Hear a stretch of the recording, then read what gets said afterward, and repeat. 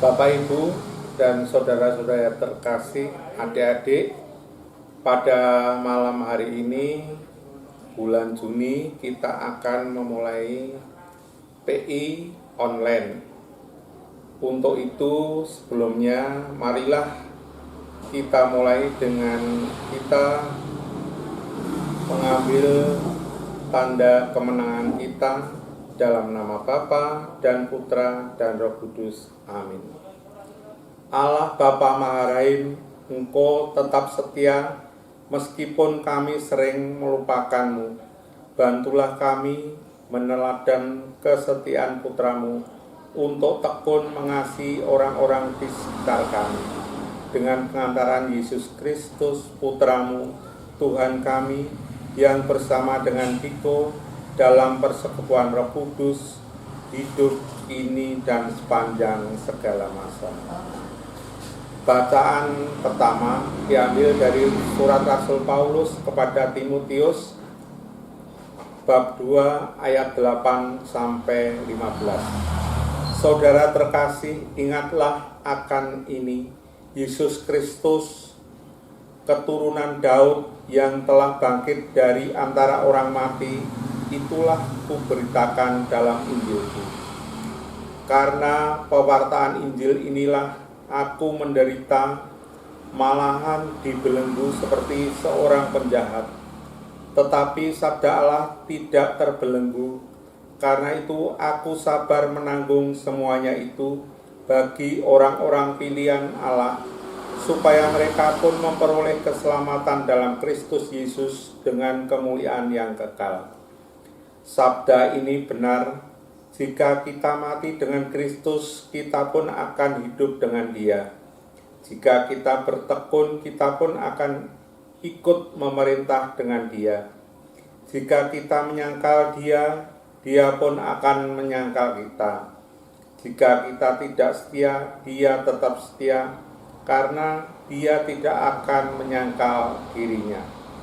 Ingatkanlah dan pesankanlah dengan sungguh semua itu kepada mereka itu di hadapan Allah. Dengan demikian mereka tidak akan bersifat kata yang sama, sekali tidak berguna, tetapi malah mengacaukan orang yang mendengarkannya. Berusahalah agar engkau layak di hadapan Allah, sebab seorang pekerja yang tidak usah malu, yang mewartakan sabda kebenaran itu dengan terus terang. Demikianlah sabda Tuhan.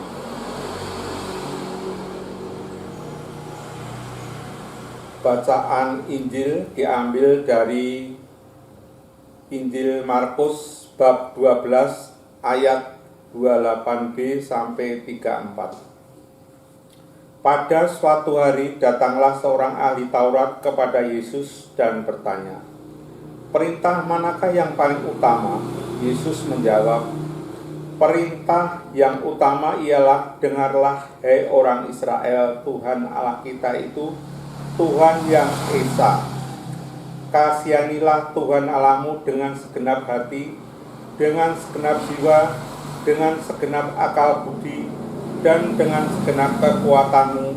Dan perintah yang kedua ialah, kasihanilah sesamamu seperti dirimu sendiri.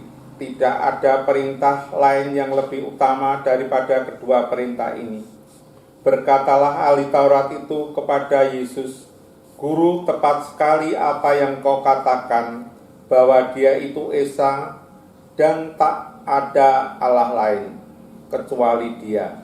Memang mengasihi Dia dengan segenap hati, dengan segenap pengertian, dan dengan segenap kekuatan, serta mengasihi sesama manusia seperti diri sendiri, jauh lebih utama daripada semua korban bakar dan persembahan."